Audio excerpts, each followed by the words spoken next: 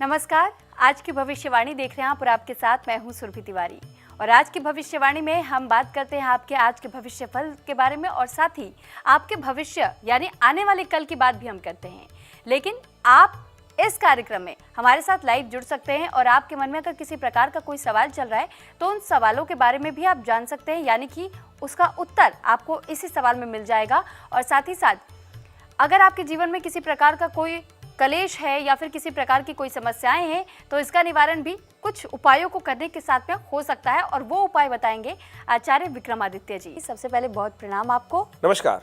और आचार्य जी, क्योंकि आप हमेशा कार्यक्रम की शुरुआत मंत्र के साथ करते हैं तो आज कौन सा मंत्र सुनाएंगे और उसके बाद बात पंचांग की करेंगे। आज काल भैरव जयंती है तो शिव की आराधना से कार्यक्रम आरंभ करते हैं। ओम गंगा तरंग रमणीय जटा कलापम गौरी निरंतर विभूषित वाम भागम नारायण प्रियमनंगमदापहारम वाराणसी कुलपतिम भज विश्वनाथम। नमस्कार, स्वागत है आप सबका। और आज का दिन जैसे हमने आपको कहा बहुत शुभ है। काल भैरव अष्टमी है आज। काल भैरव अष्टमी का मतलब जानते हैं? वास्तविक तौर पर समझ लीजिए, इसका अर्थ है कि इसी दिन से शिव की आराधना शिवलिंग के रूप में की जाती है।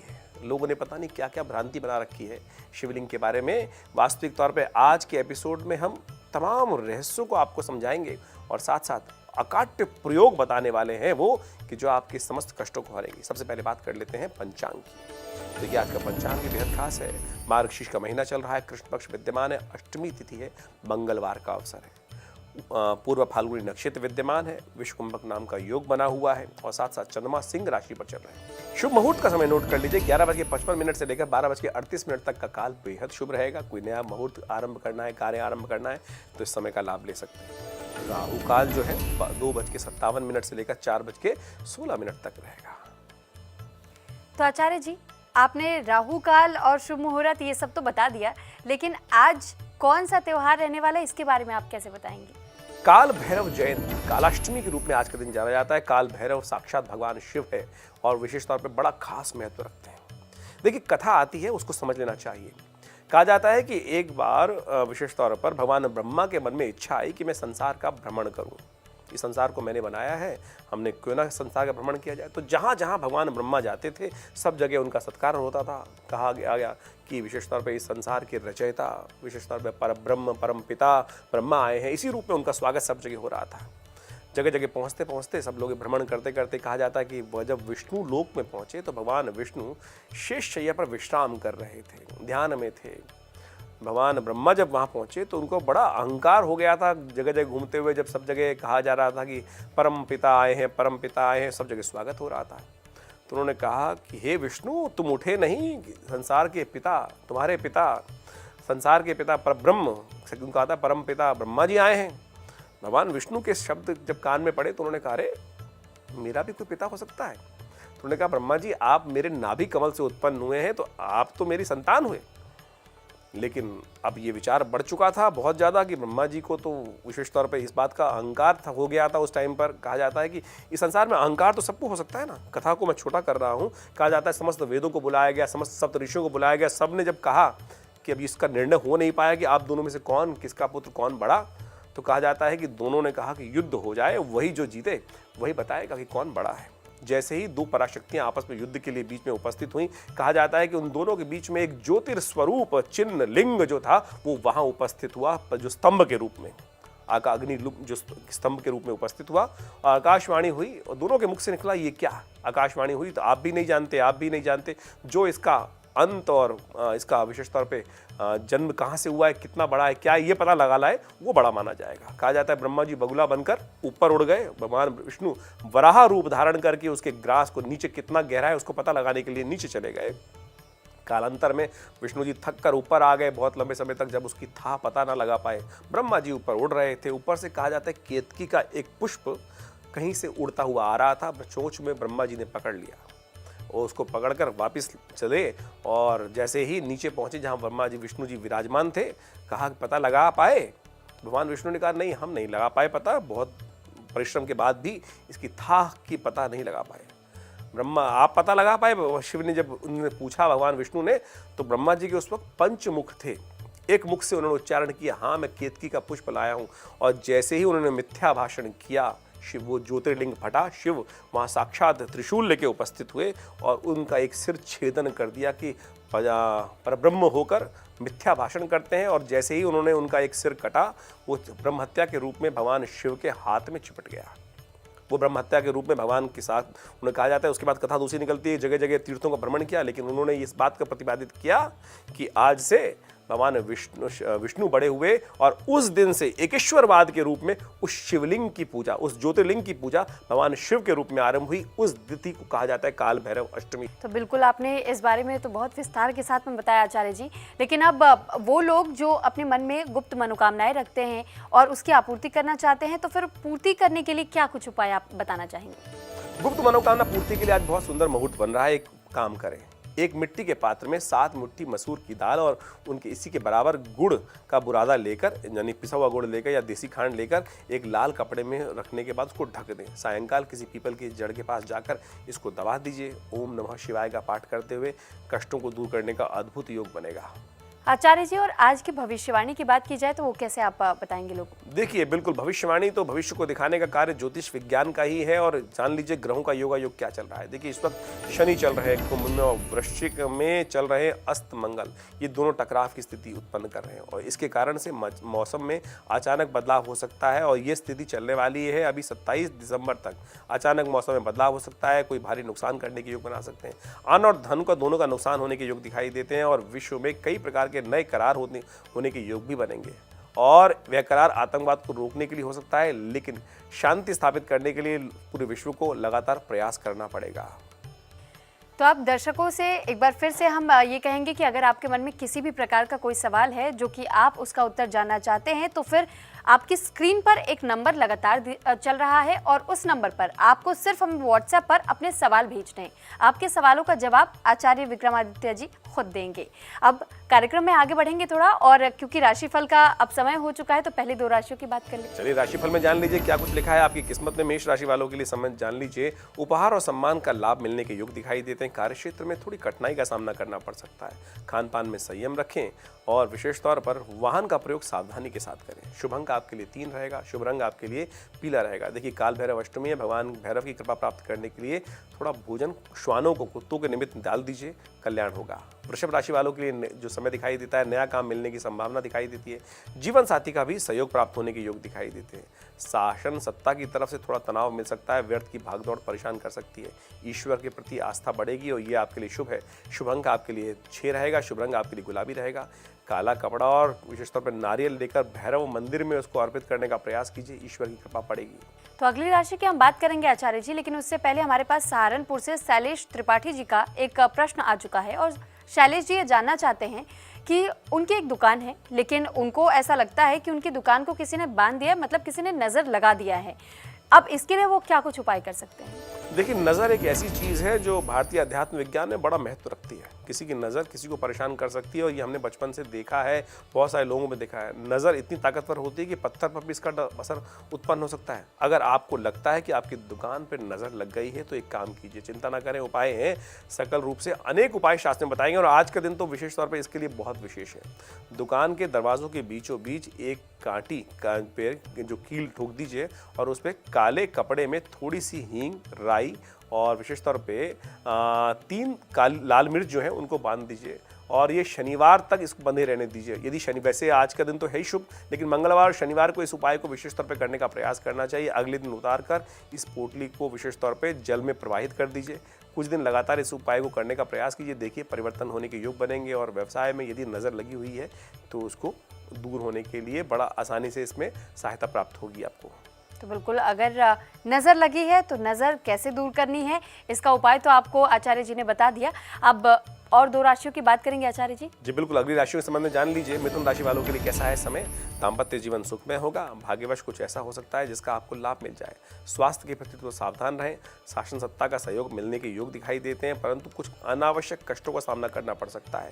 शुभ अंक आपके लिए 5 रहेगा, शुभ रंग आपके लिए हरा रहेगा। सफलता के लिए एक काम करें, भैरव मंदिर में जाकर आज एक चौमुहा दीपक वहां जलाइए, ईश्वर का आशीर्वाद आपको मिलेगा। कर्क राशि वालों के लिए ग्रह नक्षत्र दिखा रहे हैं कि पारिवारिक जीवन सुखमय होगा, धन पद प्रतिष्ठा में वृद्धि के संकेत दे रहे हैं, परंतु किसी रिश्तेदार के कारण से तनाव आपको परेशान कर सकता है। विरोधियों का पराभव संभव दिखाई देता है, परंतु ध्यान रखिएगा वाद विवाद की स्थिति आपके हित में नहीं होगी। शुभ अंक 8, शुभ रंग आपके लिए नीला रहेगा। भैरव जी की मूर्ति के समक्ष जाकर तिल वहाँ पर विशेष तौर पर उन्हें अर्पित करने का प्रयास करें।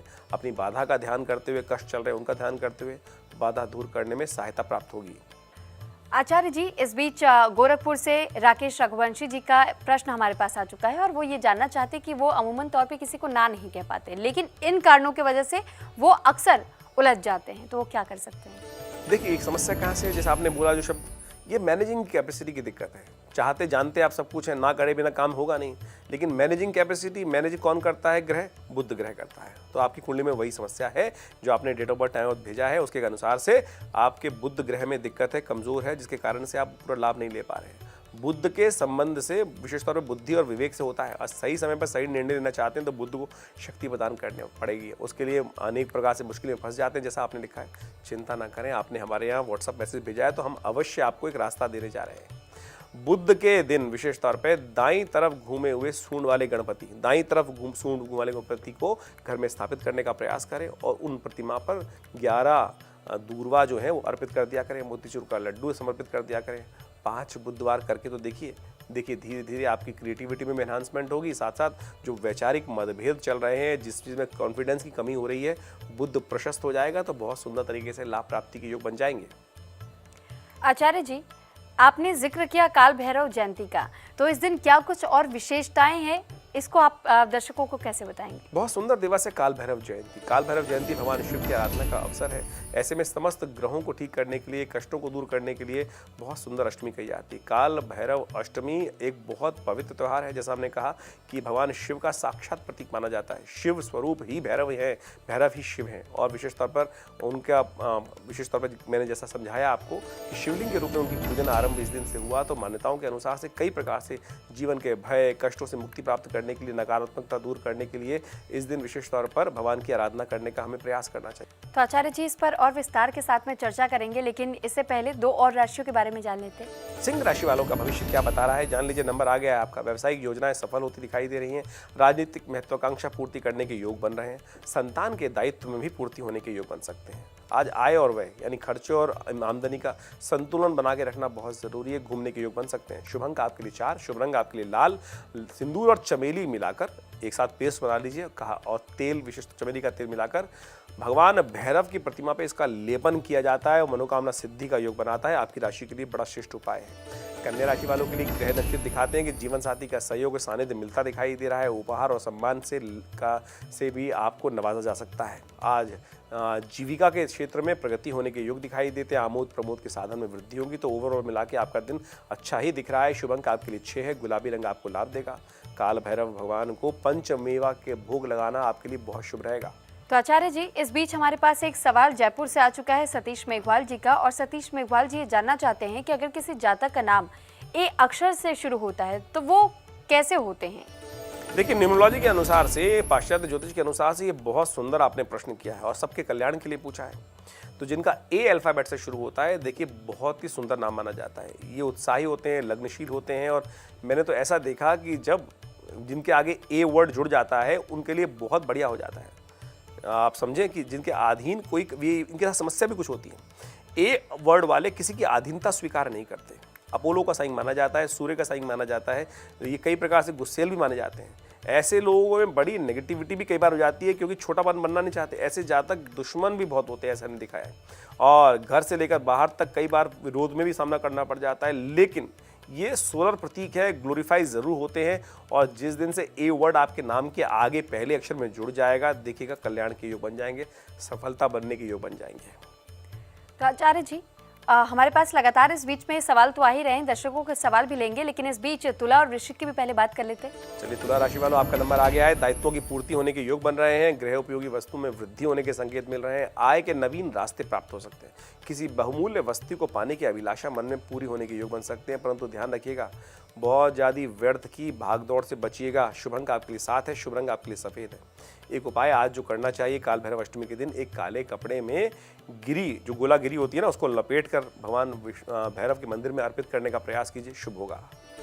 वृश्चिक राशि वालों के लिए ग्रह नक्षत्र दिखाते हैं राजनीतिक महत्वाकांक्षा पूर्ति की तरफ जाती दिखाई दे रही है। व्यावसायिक और विशेष तौर पर पारिवारिक योजनाएं सफल हो सकती हैं और जीवन साथी का सहयोग यदि सानिध्य मिल जाएगा तो बहुत सुंदर तरीके से यात्रा भी शुभ हो सकती है, लाभप्रद हो सकती है। परिजन से भेंट होने के योग बन रहे हैं। शुभ अंक आपके लिए 2 है, शुभ रंग आपके लिए सिल्वर रहेगा। सूजी के हलवे का भोग भगवान को लगाएं, कल्याण होगा।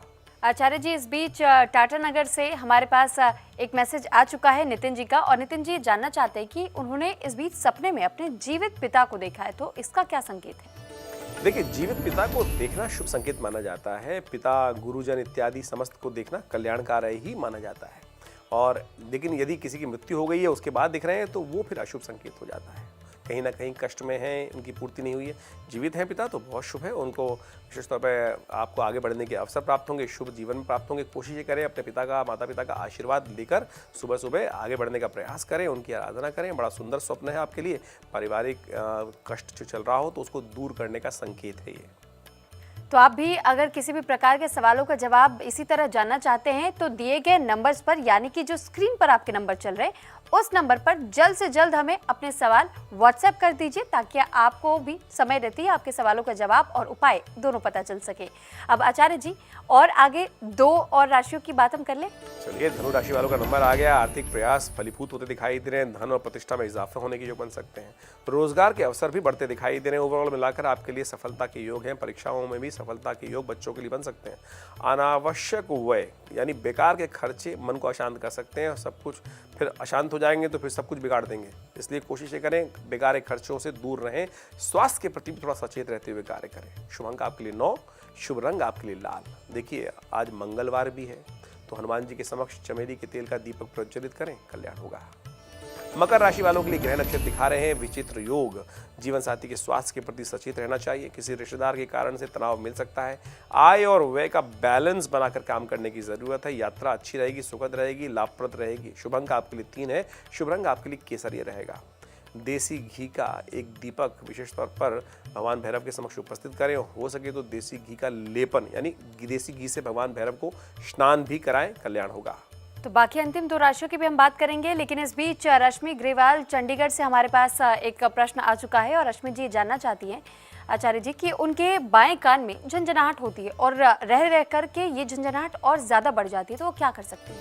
देखिए, कान में होने वाली विभिन्न प्रकार की जो समस्याएं उनको ठीक करने के लिए एक विचित्र मुद्रा, विशेष मुद्रा आपको बताने जा रहे हैं। या जो सबसे बड़ी उंगली है ये विशेष तौर पे शून्य जो आकाश तत्व को रिप्रेजेंट करती है, और कान की समस्याएं आकाश तत्व के कारण ही होती हैं। कान में आमतौर पर सुनने वाली समस्याएं, तो इस सबसे बड़ी उंगली को अंगूठे के बेस पे लगाकर ऊपर से अंगूठा रख दिया जाए तो ये शून्य मुद्रा बन जाती है। कैसी भी कान की समस्या हो उसको ठीक करने के लिए बड़ी अद्भुत है। तो आचार्य जी, अब 2 और राशि यानी कि जो अंतिम राशियां रह गई हैं, अब उस राशि के बारे में भी बता दीजिए। चलिए, कुंभ राशि वालों के बारे में बात कर लेते हैं। कुंभ राशि वालों, आर्थिक पक्ष मजबूत होता दिखाई दे रहा है, परंतु उदर विकार परेशान कर सकते हैं। देखिए, सर्दी का मौसम आरंभ हो गया है तो ऐसे में खान पान का ध्यान रखें। गृह उपयोगी वस्तुओं में वृद्धि हो सकती है। वाहन का प्रयोग सावधानी के साथ करें। शुभ अंक आपके लिए 1, शुभ रंग आपके लिए नारंगी रहेगा। देखिए, आज काल भैरव अष्टमी है तो दूध विशेष तौर पर भैरव मंदिर में चढ़ाएं। भगवान भैरव का दूध से अभिषेक करें, लाभ होगा। मनोकामना सिद्धि के योग बनेंगे। मीन राशि वालों के लिए ग्रह नक्षत्र दिखाते हैं कि पारिवारिक दायित्व पूर्ति की तरफ जाते दिखाई दे रहे हैं। उच्च अधिकार जो बड़े लोग हैं उनका सहयोग मिल सकता है। रुपए पैसे के लेन देन में परंतु सावधानी बरतनी चाहिए। मनोरंजन के कुछ अवसर प्राप्त होंगे, लेकिन ससुराल पक्ष की तरफ से कुछ तनाव परेशान कर सकता है। शुभ अंक 5, शुभ रंग आपके लिए हरा। भैरव जी के मंदिर में जाकर सरसों के तेल के 5 दीपक प्रज्वलित करें, आपकी उन्नति के योग बनेंगे। आचार्य जी, इस बीच एक व्हाट्सएप मैसेज अरविंद कुमार जी का सिवान जिले से आ चुका है हमारे पास। वो ये जानना चाहते हैं कि उन्होंने अचानक से एक दिन अपने आप को सपने में परीक्षा हॉल में बैठे हुए देखा, तो इसका मतलब वो जानना चाहते हैं। देखिए, जिस प्रकार का स्वप्न आपने देखा है वो सपना दिखाता है, उसका प्रभाव जो है कि खुद आप अपने आप को परीक्षा हॉल में बैठे हुए देख रहे हैं, शुभ संकेत तो नहीं है। यानी आने वाले समय में जो रिसर्च किए हुए काम हो उन्हीं पर काम करने का प्रयास कीजिएगा। अननेसेसरी के एक्सपेरिमेंट वाले काम नकारात्मक हो सकते हैं, इस बात का ध्यान रखें। जो बच्चे यदि कोई पढ़ाई वाले हैं तो उनको ज़्यादा मेहनत करनी पड़ेगी और वो उनके लिए कुछ सफलता में विघ्न उपस्थित होता है। अब कैसे ठीक किया जाए इसको हम मंत्र बता रहे हैं। या देवी सर्वभूतेषु बुद्धि रूपेण संस्थिता नमस्तस्यै नमस्तस्यै नमस्तस्यै नमो नमः। इस मंत्र का ध्यान करें, भगवती दुर्गा की उपासना करें। दोबारा बता देते हैं मंत्र आपको, या देवी सर्वभूतेषु बुद्धि रूपेण संस्थिता नमस्तस्यै नमस्तस्यै नमस्तस्यै नमो नमः। इस मंत्र का जप कर कर आप अपने आप को, क्रिएटिविटी को एनहांस कर सकते हैं और कष्टों को दूर कर सकते हैं। बुद्धि को सही रखकर विजय प्राप्त करने के योग बना सकते हैं। तो आचार्य जी, प्रश्न का जवाब तो आपने दे दिया, 12 राशियों की भी हमने बात कर ली। अब अंक ज्योतिष के बारे में भी बात कर ले, मूलांक 1 से 9 तक। न्यूमरोलॉजी बहुत चमत्कारी विज्ञान है और आज की तारीख में पूरे विश्व में लोग इससे लाभ ले रहे हैं। और बड़े बड़े साइंटिस्ट जो किरो इत्यादि थे, लिंडा गुडमैन हैं, उन सब ने अद्भुत प्रकार से शोध लिखा है। और पाश्चात्य ज्योतिष में नहीं, भारतीय विज्ञान के अंदर भी बहुत से लोगों को ये भ्रांति है कि पाश्चात्य ने नहीं किया है, निकला यहीं से है। अंक ज्योतिष भारतीय संस्कृति की ही देन है। यंत्र इत्यादि बनते हैं, उसमें अंकों का इस्तेमाल किया जाता है। तो मूलांक 1 वालों के लिए जान लीजिए कैसा रहेगा दिन आज का। जल्दबाजी में नुकसान, जो फैसले लेंगे वो नुकसान करा सकते हैं, इस बात का ध्यान रखिएगा। जल्दबाजी में काम शैतान का ही होता है। आप निजी कामों के लिए समय निकालने का प्रयास करें। आपका मन थोड़ा अस्वस्थ रहता दिखाई दे रहा है, उपाय कर लें। हनुमान जी को सिंदूर भेंट करें, बढ़िया उपाय है, शांति प्रदान करेगा। मूलांक 2, जिनका जन्म 2 तारीख को या विशेष तौर पर 11 तारीख को या 20 तारीख को हुआ हो, उनके लिए कैसा रहेगा समय जान लीजिए। भविष्य के संबंध में योजनाओं को साकार रूप से देने का सही समय दिखाई देता है। अपने व्यवहार पर विशेष तौर पर ध्यान देने का प्रयास कीजिए। अनावश्यक खर्चों से बचने का प्रयास कीजिए। वित्तीय समस्याएं थोड़ी बढ़ सकती हैं। क्या उपाय करें जान लीजिए। शिवलिंग पर थोड़ा जल चढ़ाएं। आज का दिन बहुत शुभ है, कल्याण होगा। मूलांक 3 वालों के लिए दिन कैसा है? आज अंदर कुछ नई सीखने की प्रवृत्ति जाग सकती है। कुछ खास व्यक्तियों से मुलाकात होने के योग बनते हैं, परंतु थोड़ी सी निराशा किसी मेन व्यक्ति की वजह से हो सकती है, ध्यान रखिएगा। आध्यात्मिक स्थान में कुछ समय बिताने का प्रयास करें, शांति मिलेगी। व्यापार में सफलता थोड़ा ज़्यादा जद्दोजहद करने के बाद मिलेगी। गणेश जी को मोदक अर्पित करें, कल्याण होगा। मूलांक 4 अंक वालों के लिए कैसा रहेगा दिन? आज अत्यधिक भागदौड़ करनी पड़ सकती है। क्षमताओं में विश्वास रखने का प्रयास करें, अपने अंदर विश्वास रखने का प्रयास करें। आपकी ग्रहों की स्थिति तो अच्छी दिखाई देती है, इसका लाभ उठाने का प्रयास करेंगे यदि लगातार लगे रहेंगे। वाहन और यंत्रों का प्रयोग सावधानी के साथ करें। आज भगवान विष्णु की पूजा करना बहुत कल्याणकारी हो सकती है आपके लिए। मूलांक 5 वालों के लिए ग्रह दिखाते हैं कि आज अटका हुआ काम पूरा करने के योग बनते दिखाई दे रहे हैं। आर्थिक मामलों में सोच समझकर काम करने की ज़रूरत दिखाई देती है। कोई आपको धोखा दे सकता है। आज विवाद जो हैं वो विशेष तौर पे उनका कुछ ना कुछ हल निकालने का यदि प्रयास करेंगे तो सौहार्दपूर्ण ढंग से सुलझाने का प्रयास कीजिए, सुलझ सकते हैं। गौशाला में हरी घास का दान करना शुभ रहेगा। मूलांक 6 वालों के लिए दिखाता है ग्रहों का योगायोग। आर्थिक पक्ष पहले से बेहतर हो सकता है, परंतु कुछ विवादों की स्थिति उत्पन्न होती दिखाई दे रही है। उसके लिए क्या करना चाहिए? क्रोध पर नियंत्रण। आज तालमेल अच्छा रहेगा जीवन साथी के साथ। ओमकार का जप करें, कल्याण होगा। मूलांक 7 वालों के लिए ग्रह दिखाते हैं कि योजनाओं को शुरू करने के लिए अच्छा समय दिखाई देता है। घर में विशेष तौर पर बड़ों के द्वारा दिखाया गया मार्ग उचित रहेगा। आज युवाओं को सफलता मिलने के योग बनते दिखाई दे रहे हैं। संपत्ति और वाहन से संबंधित गतिविधियों में सुधार होता दिखाई दे रहा है। गणपति की आराधना कल्याण कर सकती है। मूलांक 8 वालों के लिए ग्रह नक्षत्र दिखाते हैं कि आज आपका समय पक्ष में रहेगा। आज ऊर्जा महत्वपूर्ण लक्ष्य प्राप्त करने में आपकी अपनी एनर्जी जो है उससे लक्ष्य प्राप्त करने का साधन आपको मिल सकता है। रिश्तेदारों के साथ महत्वपूर्ण विषय पर चर्चा होने के योग बनते दिखाई दे रहे हैं और पड़ोसी के साथ विवाद हो सकता है, इसलिए बेकार के झगड़ों में ना पड़िएगा। गलत गतिविधियों में समय में बेकार के बाहरी लोगों के कारण से बर्बाद होने के योग दिखाई देते हैं समय। आज किसी श्रमिक को कंबल का दान करें, कल्याण होगा। मूलांक 9 वालों के लिए दिखाता है ग्रह समय आज विशेष तौर पर दैनिक परेशानी से राहत मिलने के योग दिखाई देते हैं और आलस और क्रोध जो है वो चीज़ों को खराब कर सकता है। ऊर्जावान होने के लिए समय अच्छा है। आज कुछ लोग आपसे ईर्ष्या कर सकते हैं। सोच समझ कर धन खर्च करें, गुड़ का सेवन करें, कल्याण होगा। तो आचार्य जी ने आपको 12 राशियों के बारे में बता दिया और अंक ज्योतिष के बारे में भी जानकारी दी, साथ ही साथ तमाम सवालों के जवाब भी आपके दिए। और इसी के साथ अब कार्यक्रम आ चुका है अपने समाप्ति की ओर। और इसी के साथ आचार्य जी आपका बहुत धन्यवाद कि आपने हमारे तमाम दर्शकों के सवालों का जवाब दिया। लेकिन क्योंकि आप मंत्र हमेशा अंत में ज़रूर बताते हैं और शुरुआत में भी, जो कि सकारात्मक ऊर्जा से हम सभी को भर देता है, तो मंत्र के साथ क्या हम आगे ले? चलिए, बिल्कुल, बहुत सुंदर। आज है जैसा हमने कहा काल भैरव अष्टमी, तो शिव का ध्यान करते हुए शिव गायत्री से हम कार्यक्रम को संपन्न करते हैं। ओम तत्पुरुषाय विद्महे महादेवाय धीमहि तन्नो रुद्रः प्रचोदयात्।